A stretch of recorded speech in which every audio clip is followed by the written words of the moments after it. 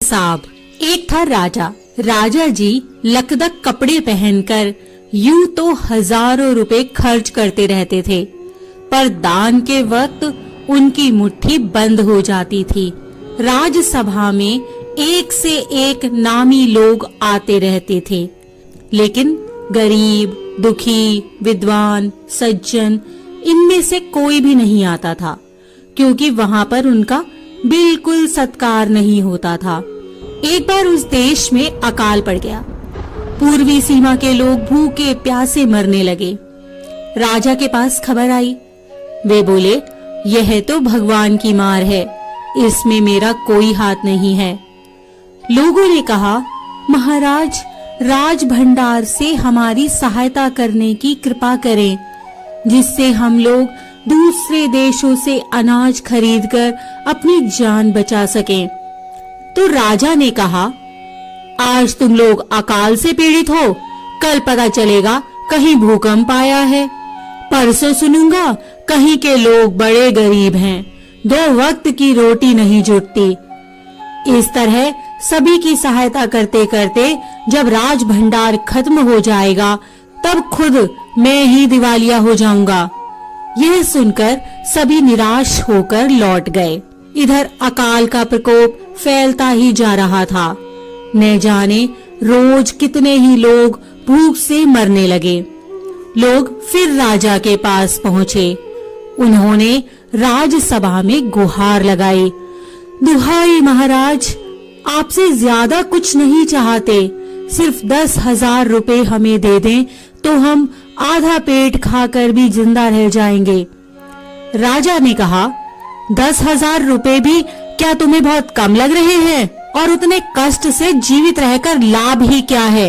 एक व्यक्ति ने कहा, भगवान की कृपा से लाखों रुपए राजकोष में मौजूद हैं, जैसे धन का सागर हो। उसमें से एक आध लोटा ले लेने से महाराज का क्या नुकसान हो जाएगा? राजा ने कहा, राजकोष में अधिक धन है तो क्या उसे दोनों हाथों से लुटा दूं? एक अन्य व्यक्ति ने कहा, महल में प्रतिदिन हजारों रुपए इन सुगंधित वस्त्रों, मनोरंजन और महल की सजावट में खर्च होते हैं। यदि इन रुपयों में से ही थोड़ा सा धन जरूरतमंदों को मिल जाए तो उन दुखियों की जान बच जाएगी। यह सुनकर राजा को क्रोध आ गया। वह गुस्से से बोला, खुद भिखारी होकर मुझे उपदेश दे रहे हो? मेरा रुपया है, मैं चाहे उसे उबाल कर खाऊं, चाहे तलकर, मेरी मर्जी। तुम अगर इसी तरह बकवास करोगे तो मुश्किल में पड़ जाओगे। इसीलिए इसी वक्त तुम चुपचाप खिसक जाओ। राजा का क्रोध देखकर लोग वहां से चले गए। राजा हंसते हुए बोला, छोटे मुंह बड़ी बात, अगर 100-200 रुपए होते तो एक बार सोच भी सकता था। पहरेदारों की खुराक 2-4 दिन कम कर देता और यह रकम पूरी भी हो जाती, मगर 100-200 से इन लोगों का पेट नहीं भरेगा। एकदम 10,000 मांग बैठे।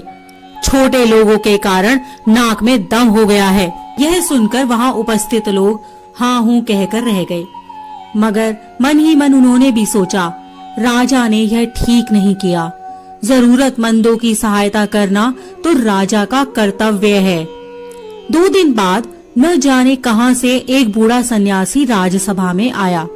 उसने राजा को आशीर्वाद देते हुए कहा, दाता कर्ण महाराज, बड़ी दूर से आपकी प्रसिद्धि सुनकर आया हूँ, सन्यासी की इच्छा भी पूरी कर दें। अपनी प्रशंसा सुनकर राजा बोला, जरा पता तो चले तुम्हें क्या चाहिए, यदि थोड़ा कम मांगो तो शायद मिल भी जाए। सन्यासी ने कहा, मैं तो सन्यासी हूँ, मैं अधिक धन का क्या करूँगा?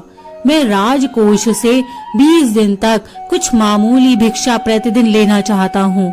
मेरा भिक्षा लेने का नियम इस प्रकार है, मैं पहले दिन जो लेता हूँ, दूसरे दिन उसका दुगना और तीसरे दिन उसका दुगना और चौथे दिन तीसरे दिन का दुगना। इस तरह से प्रतिदिन दुगना लेता जाता हूँ। भिक्षा लेने का मेरा यही तरीका है। राजा बोले, तरीका तो समझ गया, मगर पहले दिन कितना लेंगे, यही असली बात है। 2-4 रुपए से पेट भर जाए तो अच्छी बात है, मगर एकदम से 20-50 मांगने लगे, तब तो 20 दिन में काफी बड़ी रकम हो जाएगी। सन्यासी ने हंसते हुए कहा, महाराज मैं लोभी नहीं हूँ, आज मुझे 1 रुपया दीजिए, फिर 20 दिन तक दुगने करके देते रहने का हुक्म दे दीजिए। यह सुनकर राजा, मंत्री और दरबारी सभी की जान में जान आई। राजा ने हुक्म दे दिया कि सन्यासी के कहे अनुसार 20 दिन तक राजकोष से उन्हें भिक्षा दी जाती रहे। सन्यासी राजा की जय जयकार करते हुए घर लौट गए। राजा के आदेश के अनुसार राज भंडारी प्रतिदिन हिसाब करके सन्यासी को भिक्षा देने लगे। इस तरह 2 दिन बीते, 10 दिन बीते। 2 सप्ताह तक भिक्षा देने के बाद भंडारी ने हिसाब करके देखा कि दान में काफी धन निकला जा रहा है। यह देखकर उन्हें उलझन महसूस होने लगी। महाराज तो कभी किसी को इतना दान नहीं देते थे। उसने यह बात मंत्री को बताई। मंत्री ने कुछ सोचते हुए कहा, वाकई यह बात तो पहले ध्यान में ही नहीं आई थी, मगर अब कोई उपाय भी नहीं है। महाराज का हुक्म बदला नहीं जा सकता। इसके बाद फिर कुछ दिन बीते। भंडारी फिर हड़बड़ाता हुआ मंत्री के पास पूरा हिसाब लेकर आ गया। हिसाब देखकर मंत्री का चेहरा फीका पड़ गया। वह अपना पसीना पोंछकर, सिर खुजलाकर, दाढ़ी में हाथ फेरते हुए बोला, यह क्या हो रहा है?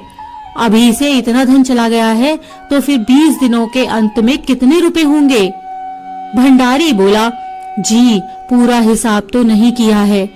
मंत्री ने कहा, तो तुरंत बैठकर अभी पूरा हिसाब करो। भंडारी हिसाब करने बैठ गया। मंत्री महाशय अपने माथे पर बर्फ की पट्टी लगाकर तेजी से पंखा झलवाने लगे।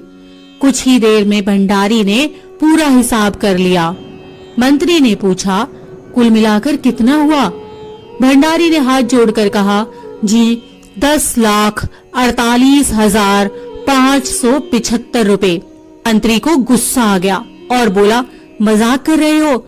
यदि सन्यासी को इतने रुपए दे दिए तब तो राजकोष खाली हो जाएगा। भंडारी ने कहा, मजाक क्यों करूंगा, आप ही हिसाब देख लीजिए। यह कहकर उसने हिसाब का कागज मंत्री जी को दे दिया। हिसाब देखकर मंत्री जी को चक्कर आ गया। सभी उन्हें संभाल कर बड़ी मुश्किलों से राजा के पास ले गए। राजा ने पूछा, क्या बात है? मंत्री बोले, महाराज राजकोष खाली होने जा रहा है। राजा ने पूछा, वह कैसे? मंत्री बोले, महाराज सन्यासी को आपने भिक्षा देने का हुक्म दिया है, मगर अब पता चला है कि उन्होंने इस तरह राजकोष से करीब 10 लाख रुपए झटकने का उपाय कर लिया है। राजा ने गुस्से से कहा, मैंने इतने रुपए देने का आदेश तो नहीं दिया था, फिर इतने रुपए क्यों दिए जा रहे हैं? भंडारी को बुलाओ। मंत्री ने कहा, जी सब कुछ आपके हुक्म के अनुसार ही हुआ है, आप खुद ही दान का हिसाब देख लीजिए। राजा ने उसे 1 बार देखा, 2 बार देखा, उसके बाद वह बेहोश हो गया। सब परेशान हो गए। काफी कोशिशों के बाद उन्हें होश में आने पर लोग सन्यासी को बुलाने दौड़े। सन्यासी के आते ही राजा रोते हुए उनके पैरों पर गिर पड़ा। बोला, दुहाई है सन्यासी महाराज, मुझे इस तरह जान माल से मत मारिए। जैसे भी हो एक समझौता करके मुझे वचन से मुक्त कर दीजिए। अगर आपको 20 दिन तक भिक्षा दी गई तो राजकोष खाली हो जाएगा, फिर राजकाज कैसे चलेगा? सन्यासी ने गंभीर होकर कहा, इस राज्य के लोग अकाल से मर रहे हैं, मुझे उनके लिए केवल 50,000 रुपए चाहिए। वह रुपया मिलते ही मैं समझूंगा कि मुझे मेरी पूरी भिक्षा मिल गई है, बस मुझे और कुछ नहीं चाहिए। राजा ने कहा, परंतु उस दिन एक आदमी ने मुझसे कहा था कि लोगों के लिए 10,000 रुपए ही बहुत होंगे। सन्यासी ने कहा, मगर आज मैं कहता हूँ कि 50,000 से 1 पैसा कम नहीं लूंगा। राजा गिड़गिड़ाया, मंत्री गिड़गिड़ाए, सभी गिड़गिड़ाए, मगर सन्यासी अपने वचन पर डटा रहा। आखिरकार लाचार होकर राजकोष से 50,000 रुपए सन्यासी को देने के बाद ही राजा की जान बची। पूरे देश में खबर फैल गई कि अकाल के कारण राजकोष से 50,000 रुपए राहत में दिए गए हैं। सभी ने कहा, हमारे महाराज कर्ण जैसे दानी हैं। इसी प्रकार की अन्य व्रत एवं पौराणिक कथा कहानियों के लिए हमारे चैनल को सब्सक्राइब और शेयर करें, ताकि आप भी दूसरों तक इन्हें पहुंचाकर धर्म लाभ प्राप्त कर सकें।